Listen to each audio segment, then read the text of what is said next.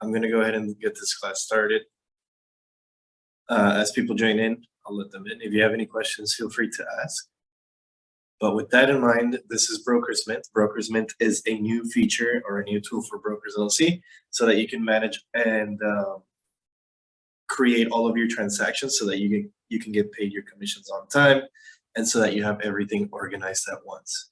Now, one of the main reasons why we created this system is because we want to eliminate the back and forth with emailing with closing department to see if you have a specific file or if you don't have a specific file, if you're missing anything for your transaction, and so on and so forth.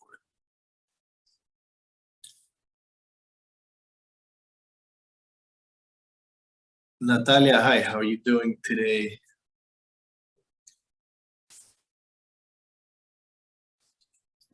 Hi, how are you? Good, good. Seeing how it's well, people are running late, I'm gonna go ahead and get started so I don't keep you here all day. If you have any questions, feel free to ask, okay? Okay, thank you. All right, so real quick, Natalia, have you been onboarded yet? Do you have access to the system?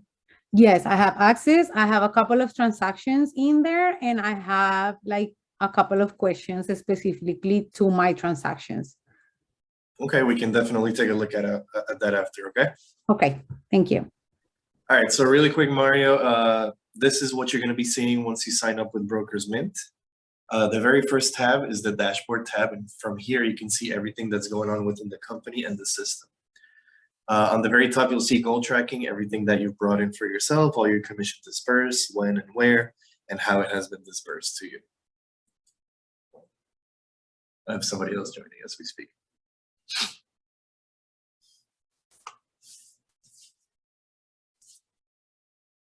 Hi, Jessica, how are you? We just spoke on Slack. Hey, Juan.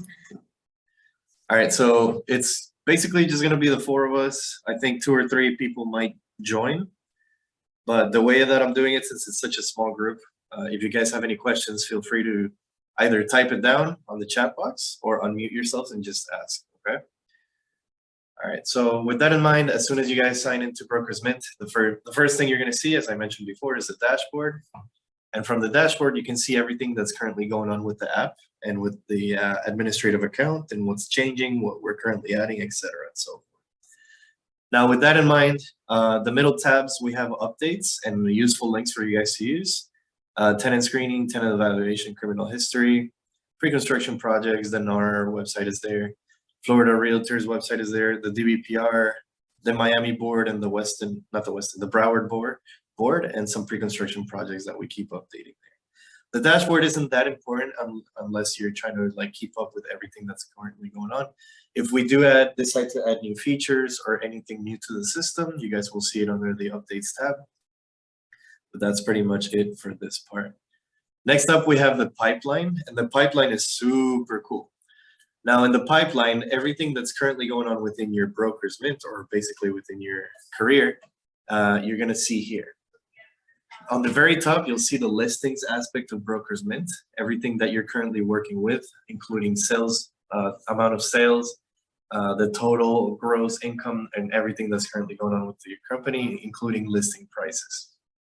Once you have a listing and it switches to pending, basically when you have a listing switch to pending is when you have almost everything executed and you're waiting for it to be closed. You will see a different amount of monies. That will be the commission that is owed to you as an agent. And underneath that, you'll see everything that's closed for that particular month. And you can also see what's closed on each particular month as well. Now, the next part is transactions, which is the most important part. So I'm going to leave that for last so that we can understand everything a little bit easier. Underneath transaction, we have contacts. Now, contacts are very important because here is where you're going to be creating, or it's one of the places where you can create all of the contacts for your, not just your account, but for each of your transactions.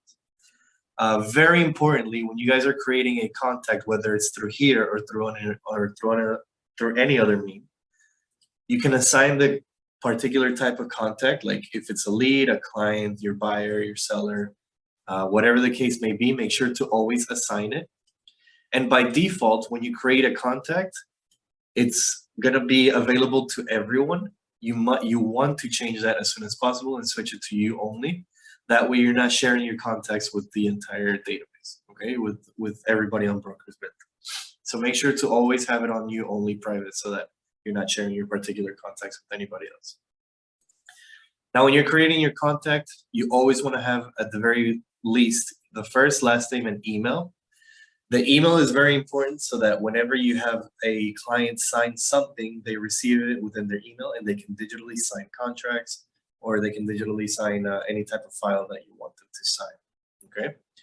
If you want to add any other information like company phone number, mobile phone address, city, and so on and so forth, you can do so as well. All right.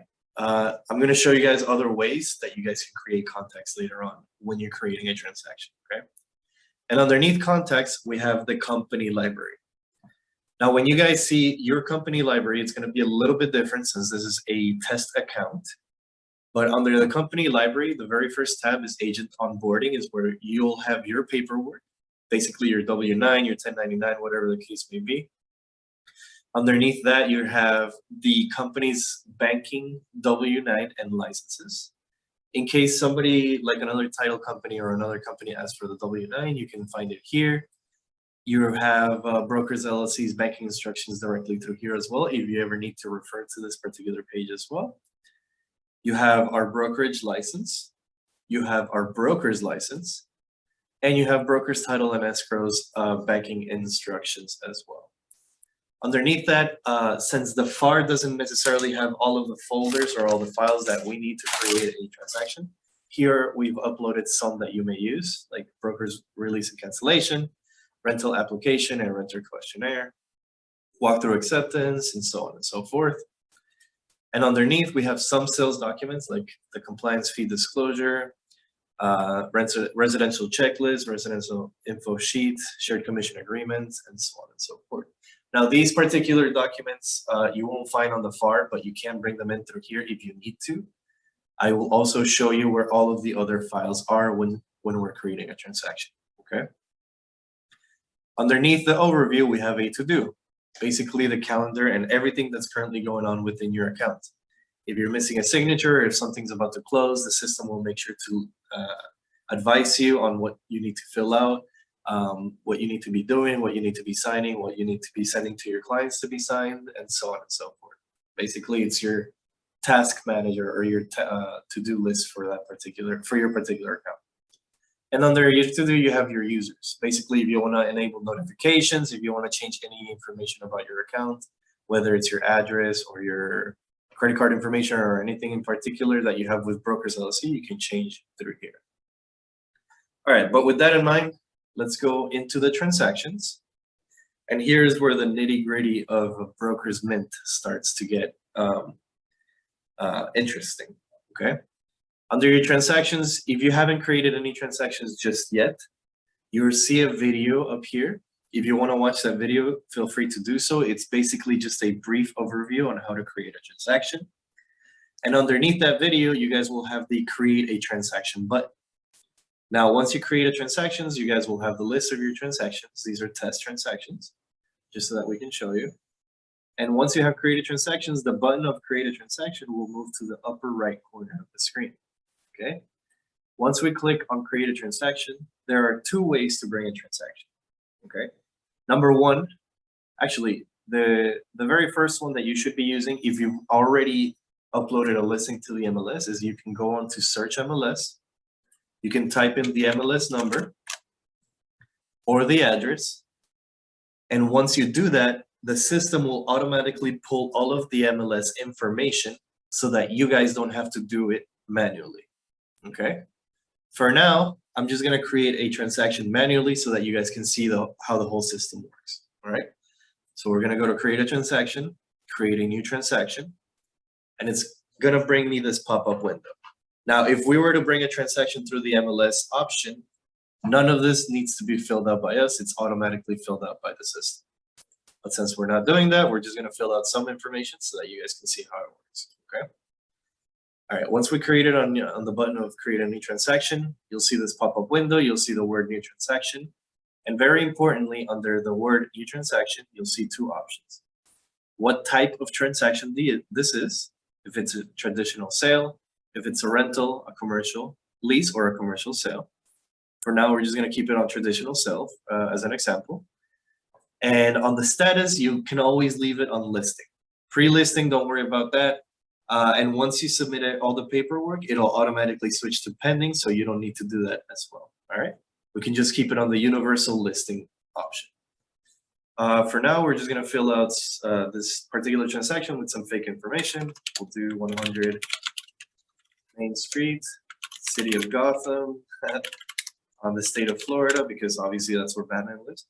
And then we'll do the zip code as 33325. We'll say this particular transaction is around, or the listing price is around $500,000. And to the right of that, you'll see 4 date options. The listing date, basically when you created the listing, or when you want to put the listing up for sale, basically when the listing goes live. The expiration date, when the listing expires, pretty self-explanatory. The acceptance date is basically when you accepted the listing for sale, right? And finally, the closing date, which is pretty self-explanatory. Now, once you guys are creating a transaction, none of these are necessary, because we're still just creating a transaction. We don't know when it's going to close. We don't have a client just yet, none of that. So I want to leave these blank, but I can also fill these out later on during the transaction if I need to. Now, underneath that, you'll see additional fields. And in the additional fields, you can fill this out as much as you may need. The MLS number, where the lead came from. If you have any of your contacts already submitted, you can select the contact that the listing came from, and so on and so forth. The county, the area, property type, public remarks, if it has any zoning, building square footage, bedrooms, bathrooms, showing instructions, and so on and so forth. All of the information that you want to import, you can do so. Now, very important, the more information you do import, the easier it is for the system to automatically fill everything out for you, okay? For now, we're just gonna leave it blank for the sake of training purposes, and we're gonna move on. Once you create your listing for your transaction, you can hit next, and you're gonna see a new pop-up window that has to do with your commissions, all right? Now, this is super important because you wanna make sure everything here is correct. Now, if you, for some reason, make a mistake or don't fill it out or anything like that, closing department will fix it for you depending on your payment plan or on your commission plan. If you're on platinum, 100%. If you're on 500 flat fee, you have the 500 flat fee if you're on 90/10, and so on and so forth, okay? To fill this out, I'm gonna show you guys an example. The first thing you wanna do is you wanna stand on total gross commission. We'll do a basic example of 6%, or you can do the total amount of commission that is going to be distributed, and then you can divide it by the percentages. But for now, we'll just keep the 6% so that the system automatically does the math for me. Let's say we're representing the listing side. 3% for the listing, 3% for the buying, okay? Now, once you guys do this, do not go on to next. I'm gonna show you guys what you need to do to fill out the rest of the information. Since we are representing the listing side, right next to the listing side, you'll see an orange select button. I'm gonna go ahead and click on that. My company is Brokers LLC, so I'm gonna hit Brokers LLC and save. Now you can see that this commission is gonna belong to Brokers LLC, and then I'm gonna add myself as the agent. I'm gonna add Oscar. And the system already knows my particular program, where I belong. Oscar isn't 100% commission, so he's just gonna stick to that. And the system will automatically already give you 100% commission, right? Now, let's say you're doing a split commission with another agent. Same thing. We go to the Brokers LLC button at the top right, add an agent and a commission. We can add a second agent, and I'm gonna add myself as an example.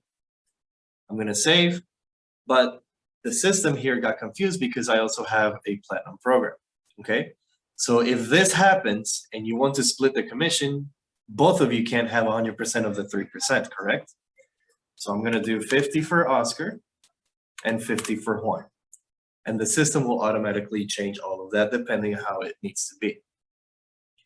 Last but not least, when you guys have done adding all the agents, or if you're just an agent by yourself, what you want to do is add a office income And this is the compliance fee that we've gotten used to for Brokers LLC, okay? The compliance fee is usually $4.99. And last but not least, we always want to add who is paying the compliance fee.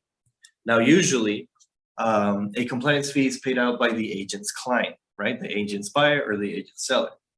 Here, we can add this particular contact to the transaction. So I'm gonna put another example. And I've created some already here. And if I've already imported some contacts, you will see them here. If you haven't created this particular client on your transaction, you can just go to the Create New button and add this particular contact to your contact list, okay? So from here, same thing as before, we add a new contact. This is gonna be our seller, and then we're gonna put their email so that they can receive everything for signature later on. We hit add, and now you can see that the commission is being dispersed correctly. Now, usually some agents will want to pay for the compliance fee so that their client doesn't do that. If you want to, when you guys are filling this out, you can add yourself as a compliance fee person. And some agents also charge more than what the compliance fee is, right? Remember that if you charge more for the compliance fee, whatever the case may be you're charging, I know some agents that charge upwards of $2,000. I know some agents that charge upwards of $5,000, depending on how you do so. It's always $4.99 to the office. The rest is 100% yours to keep, okay? For now, we're just gonna keep it like this, 3% for the listing side, $4.99 compliance fee through the office, and 100% of the commission to Oscar Morales because that's the program he's in. Once we make sure everything here is correct, we can hit next. Or if you have the buying side information, you can add it as well. If it's from another company, you can add the company, you can add that contact information, and you can move from there. For now, we're just gonna leave it blank because we only have the information for the listing side, and we're gonna click next. All right, a new pop-up window is gonna come up for contacts. If you wanna add any more contacts to this transaction before being created, you can do so through here. Maybe you have a second seller or a tenant or a transaction coordinator with you or a landlord or whatever the case may be, you can add them through here. But this is not the only way to add them later on. Once you have created the transaction, you can add more contacts later as well. For now, we're just gonna leave this blank and hit create. And boom, we see here that we have created this transaction, okay? Now, there are three main aspects of a new transaction. The first aspect is the listing, the property in question. The second is the agent and contacts for this particular transaction. And the third aspect is all of the files that the transaction needs to be closed with, okay? Now, once you have created the transaction, you'll see the address up here. You'll see an ID reference number for your transaction in case anything goes wrong and you need to go into the reference number. You can get it from here as well. Maybe sometimes closing department will ask you something and they need the ID transaction. Usually they can just find it with the address, but just in case that number is there for reference as well. You have the listing price and everything in between that you have created already. Now you see all of this is blank because we didn't upload most of the information to the transaction, okay? On the left-hand panel, we have more tools about the transaction. We have the address. If you want to add it to a particular email that you have, or if you want to send it to yourself as an email, you can do so. And we have an edit button here. Now, the first thing I want to explain to you guys is this edit button. Let's say, and God forbid, a transaction goes wrong and you lose the listing or you lose the transaction, whatever the case may be. You can only cancel a transaction. You cannot delete it because it has to stay on office records for us to view. If for some reason the listing goes through or it falls through, we have all of the paperwork just to protect you guys just in case. And once 5 or 10 more days have passed as a canceled transaction, we can delete it, okay? But from here, we can only delete it or switch it to pre-listing or switch it to pending if we want to. These are not necessary for you guys to get paid out, okay? Underneath the edit, we have one of the most important things, which is the checklist. Once we have created everything for the listing, we can add a checklist to it. Now, for those of you who have been working with Brokers LLC before, the checklist is basically a checklist of the files that a transaction needs for closing to be paid out and then ultimately you to get your commission dispersed, okay? To add a checklist, we go under the checklist and hit the add button. A new pop-up is gonna appear, and then you're gonna see template. What type of checklist this is. Now, super important because all checklists are different, okay? Once we click on this, there is a checklist for sales, for rentals, for rental communities, for pre-construction sales, for commercial sales, commercial rentals, and there are two that are unnumbered because these have to do with TC. TC stands for a transaction coordinator. If you have a transaction coordinator working for you, make sure that you put this particular checklist so that they can fill it out for you, okay? Oh, and you also have a transaction for buyers and a transaction coordinator for sellers. Now, once you add a checklist, you can also add the dates here if you need to, the acceptance and closing. For now, we don't have them, so we're just gonna move on and hit add. And as you can see on the left-hand panel, we have created a checklist. Now, we don't need to add any more checklists because this is a sale contract, right? If let's say, for example, you have a rental, you might want to recreate the whole transaction and add the rental transaction. But you can also work in it through here as well. Let's say you also sell it, but you're also doing the rental. You can add the rental checklist here as well. Okay. For now, we're just going to stick to sales so that you can see how everything goes. Once you have created a checklist, the checklist is basically a task manager of everything that you need to do, everything that you need to upload so that you can bring it into the system and ultimately get you paid out. Now, the more accurate you do this, the better it is for closing the apartment and the faster you guys will get your commission. All right. Once you guys go on the checklist, you guys can edit each one how you see fit. We'll start on the very first one. There are different options to bring in every type of file. So the first task is to bring in the exclusive right of sale listing agreement if listing agent. There are two ways to do it. If you have already one from a third party, you can upload it from your computer, okay? Or you can hit the use forms button. A new pop-up will come up. You can select first form, the first form for this particular transaction. And this pop-up will tell you, what do you want to bring in? Do you want to bring anything from the company library? Remember how we mentioned on the lease or the sales documents? Or if you want to bring anything from the FAR. Now, the FAR documents are basically what every agent should be using for their particular transactions. Now, we needed to bring the exclusive right of sale listing agreement. It's a lot of files to sort through, like one by one. So you can use the search function up here, the little magnifying glass. We click on it, and then we can type exclusive right of, oops, I cannot type today, exclusive right of sale listing agreement. And all of the files with this particular name will be listed. Now, the most updated one is the exclusive right of sale listing agreement for transaction broker 18B TB. We click on that. We make sure it's the file that we need, and we can select it and bring it in. Now, let's say we need any more files. You can add more forms through here or attach more documents to this particular task. Once you have uploaded and brought in everything that you need to, you can hit next. And it's going to tell you who in particular is going to sign this document.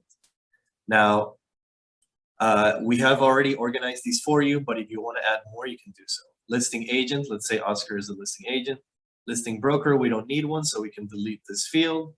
Our seller client, which is Juan Morales that we've created before. If we have a second seller, we can add them here, but we don't have one, so I'm just going to delete it. Or we can add more signers. Let's say as time progresses, we can add different signers. We can go to add a signer and select another person, and then we can bring in that person from here, depending on how you need. Now, if you haven't created the contact for a particular section, you can also create a contact from here. I'm gonna use Natalia as an example here. Oops, not type today. Natalia Viola. And then we can hit create new, what type of contact she is, if she's a lead, client, buyer, etc., and so on and so forth. For now, we're just gonna say she's a buyer, and then we're gonna obviously put her email. This is a fake email. This isn't her email, so just letting you guys know that. Once we have filled out whoever needs to fill out this particular file, we can hit next. And from here, the file is going to open with all of the information that you guys have already filled out. The address, who is the seller, who is the broker, any more fields that you may need to change. Everything is already 100% editable. But the cool part is that you can assign to who you want to sign, so that nobody else can change any part of the document. Let's say the orange part is to fill now, basically universal fill. Everybody can fill it out, or you can change it to who needs to sign it. Whether it's a listing agent, the seller, or even Natalia, whoever you assign this particular field, only they will be able to fill it out, okay? You can also assign each particular initial box or initial tasks. You can assign more text boxes if you need to. If you look at the very top, you have more options. You have a text option. You have a money option, basically to add an amount of money. Oops. You can add a strike to strike something out, like we've gotten used to with documents. You can add check boxes. You can also add signature boxes for e-signature. You can add initial boxes for e-signature as well. And you can also add text boxes in case you're doing something. Now, these features are very good and very useful when you're doing for, let's say, a back and forth with, I'm sorry, the word is escaping. When you're going back and forth with listing prices. But yeah, you have all of those tools for your use, but most of the file has already been filled out for you or executed for you to fill out and change however you need, however you see fit as the agent. Okay.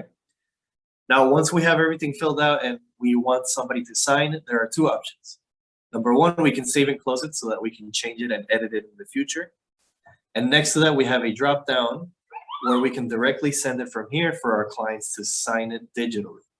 We can hit send for e-sign, and then it's going to ask you who needs to sign where and who's going to tell you where to sign what. Now it's telling me to remove Natalia Viola as a signer because I didn't add her full information. But this is how it's going to look for when you need to sign, when you have everybody to sign. Okay, we can also add more signers. They're gonna receive an email template.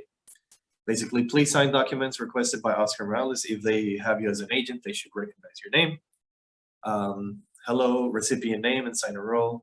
Oscar Morales has sent you to a request for your signature for this particular document, and you can also edit this particular email somehow you see fit. Okay. Now, let's say everybody has executed and filed correctly. Once everything has been signed, you will see it here under the task on the right-hand side. You can see a preview of the file, and there will be also a comments and activity box. Everything that's currently being worked on or everything that has been done, you can see what's happening here. Let's say I, as the client, has signed it. You will see a new activity box saying that Juan Morales, your client or your lead, has signed it. Pending signatures are so on and so forth. Or if you're missing anything, the system will also let you know. Now, let's say you filled out everything, but something is wrong and closing department was the one who caught it for you. Closing department can also send you comments via your particular tasks so that you can engage with them through here and see how you need to make the changes for any particular errors that you may or may not have. Okay? Now, once this has been done, a new set of options has appeared here on the top. For this particular task, we can edit or e-sign and change it. We can download it to our computer. We can email it directly. We can submit it for review. Once you have all of your files, you want to make sure you submit them. If you don't submit them, closing department won't see them. And once everything has been submitted and everything has been executed correctly, you can go ahead and get your commission dispersed. You can also delete the file or unassign the file, okay? Now, in every checklist, every transaction is different. So a universal checklist is not always going to suffice, correct? Let's say this is a house and it doesn't have an association. But in order to close, you need to submit this particular task. Now, there are two ways to do this. Number one, at the very top right, there is a button called exempt. We can hit exempt and a exemption request will be executed by this particular task. Now, if you exempt a particular task and don't provide a reason why, closing department is going to usually email you or message you back through here asking you why this particular task has been exempt. You always want to give a reason why something should be exempt. In this particular case, there is no association, so we can just type in, there is no association in this transaction. We hit comment, and now I have this particular comment telling closing department why this particular task has been exempt, okay? Now, usually, we can bring in addendums. I'm just gonna bring in any file from here really quick. I'm just gonna use this SS test. Let's say these are the particular executed addendums. Everything here is as well, but let's say I have addendums and some condo writers in a separate file, okay? So now what I can do is go up to the action button. I can add a new task and call these condo writers. You can add a description if you want. Assign to, you always want to assign yourself as the agent, and require a document to be attached. Now we have a new particular task up here for the condo writers. And same thing, we can upload, use forms, or exempt, okay? Once you create a task, it cannot be deleted. It can only be exempt, okay? Super important. Let's say we have our condo writers. I'm just gonna upload another random file, and it has been executed, everything's done. Let's say we got the seller's disclosure. I'm just gonna keep uploading the same one.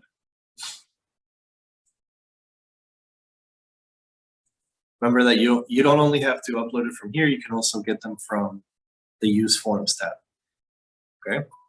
But for now, for the sake of time and training purposes, I'm just gonna keep using the same file.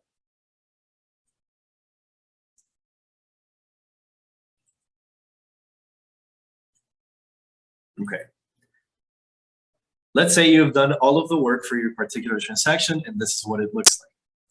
Now, very important, once you have everything finished, you may want to submit everything for review at once. That way, closing department is a little bit more organized on what's currently happening within this transaction. Let's say you're trying to submit something for review. Hold on, I just got a question. Once you delete a checklist and send files to unsorted folder, how can you send it? Okay, so I'm going to show you that right after this, okay? Okay, so once you have everything for review, what you can do is go to action and submit review, or submit for review. You see how it says 9? I have 9 checklists for review. There are 2 more options. We can void a checklist or delete a checklist and start over. You may not want to do that because obviously this takes some work and some time. But once you have everything sorted and done, you can submit for review. And if something's wrong, remember, closing department will come back to you with either a comment or an email or both, so that you can submit or make any changes to a particular test that you need to do so. Now, very important. Let's say, okay, the question was, once you delete a checklist and send the files to unsorted folder, how can you send that file into the new checklist? Okay, let's say I've uploaded everything and I made a lot of mistakes. I need to delete this particular checklist, so I'm going to delete this checklist, remove all checklist documents, or I can move all the checklists into a new unsorted folder, and we're going to get to that in just a second. I'm going to hit this and delete. But you see how the checklist has been deleted? We can hit add, and we're going to go ahead and add a new checklist where everything has been unsorted and unexecuted. Now, all of the files that we have imported and executed and have signed and everything, we can go into our documents, into unsorted, and everything that we had from the checklist from before is going to be here, okay? Now, on unsorted documents is exactly what it means. Everything has been unsorted and it doesn't have a place just yet. But we worked on it and some stuff was right. What we can do is under unsorted, we find the files that we want to re-upload, everything that has been executed with correct signatures and everything, and so on and so forth. And new options have appeared here on the top. Now, the very first option, once you create a new checklist, we can assign it to that particular task within that checklist. This is the exclusive right of sale listing agreement. So we look for that particular one, exclusive right of listing agreement. And you can see that it has disappeared from my unsorted documents. If we go back to the checklist, it has been uploaded to the particular task for where it needs to be. I hope I answered that question for you, Natalia. Yes, thank you. No problem. All right. Now, under unsorted documents, we can do other things as well. Very cool and very a very nice thing to have is the ability to separate some files from a particular file. So usually when we're working with another agent or with another company, they will send everything within one file. Okay, the contract, the addendums, the condo writers, the listing agreement, everything within one file. And I want to upload everything correctly into my Brokermint so that I get paid out. What we can do is we'll take this as this test. We can assign it to a particular task, okay? But if it has everything together, we can hit edit and split. And from here, we can assign each part of this particular file to a task as well. Let's say from page 1 to 5 is the contract. So we can hit the checklist, for example, executed addendums. We can add this part, page 1 through 5, to our executed addendums. From 6 to 8 is a condo writer. But since we haven't created a condo writer as a task just yet, what we can do is hit new, and it'll keep it in your unsorted folder. From 8 to 12, we can call this the contract. And you can see that as soon as I type in contract, it's going to take that keyword and it's going to be like purchase or sell contract agreement. If we want to add it to that particular checklist, we can do so, or we can create a new checklist for it. And we can call this as is contract as an example. We can save and we'll split. Now remember, we created one for the checklist, which is the executed addendums. Some will be left and unsorted, and then the rest is in another task on the checklist as well. We'll split it, and we make sure everything has been sent to the correct place. The condo writers, the pages that I split are here, and we can see that on the checklist, we have the as-is contract and the executed addendums, okay? If we keep checking on unsorted, we can see that everything here doesn't have a particular task just yet. So what we can do is we can go into edit. And if we want to send our particular contract to, let's say, title, right? We want to send everything together so that we don't send 50 different emails with 50 different files. So what we can do is edit. We can do a merge. We can add all of the documents together. These are just the same file that I was messing with before. And then we can merge. We can call this, for example, full contract. And then we'll merge. And we can see the full contract here with the amount of pages that we brought it together. All right. That's it for the documents and the unsorted documents. Offers, you guys don't have to worry about that just yet. This is a new feature that is currently being implemented. Underneath that, you have your users and your contacts for the particular transaction. We can add more through here as well, or we can send an email here, an email directly through here as well. You can also check how the commission is being disbursed on the particular transaction, or if you need to make any changes, you can do so through here. If we notice that the 3% is saying $1,099, it's because the system automatically has changed everything to do so, including the $4.99 compliance fee from before. And underneath your commissions, you have your activities. Let's say you're working on a file and one day you decide to return or go back to it, and you need to make any changes. You can see what the last thing that was done. The last thing that we did was we merged some documents together, so we can see that they're here. We also split a document before that. We reassigned some documents to a particular task, and everything that's currently going on within your transaction, you can see here.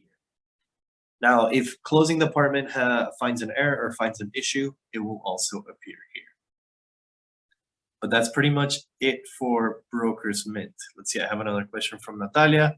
How can I edit a document right after sending it for signature? Okay, so there are two ways to do this. You can do so from the checklist, or if you go into your unsorted documents and you have it here, let's say you've uploaded it from your computer, I'm gonna take this assets test.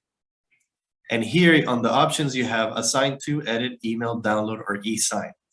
To edit something and add signatures and text boxes to something, you wanna hit e-sign. You wanna add the signers. You click next. And now the file that you brought in from the outside, basically from somewhere else, you can add text boxes to it now. You can add the money boxes, the strikes, and you can change it to how you see fit. You can also add the signature boxes and the initial boxes and the date boxes through here as well. Now, once everything has been done and executed and changed to how you need it to be, you can hit the drop down arrow at the far top right, and you can send it for e-sign from here as well. Okay. Once you receive it back with all of the signatures, same thing as before, we can assign this as is and assign it to a particular section of our checklist, okay? Okay. Any other questions, or would you guys like me to go over anything else? Yes, question. Sure. At the beginning, when I created my transaction, I didn't put all that detail and that you explained on the split commission and all of that. How do I go back and do that for So in a specific transaction? you can go into the commissions part, okay? Okay. And then you can edit it from here. Now, usually if you've uploaded some files, it won't let you change it. But if anything goes wrong whatsoever, closing department will catch it and they will let you know. Or you can always just contact them directly and tell them what you need to change and they will change it for you. But you can also change it from here in case you need to.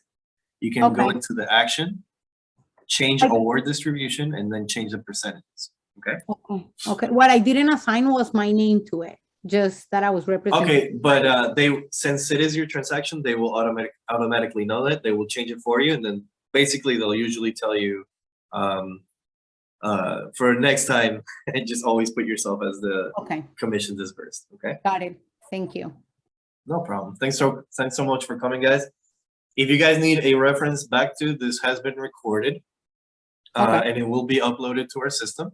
I will send you guys a link, and the link will also be distributed around Slack so that you guys can see it later on. All right. Thank you so much, Juan. No problem. Have a great day, guys. You too. Thanks. Bye-bye. Bye.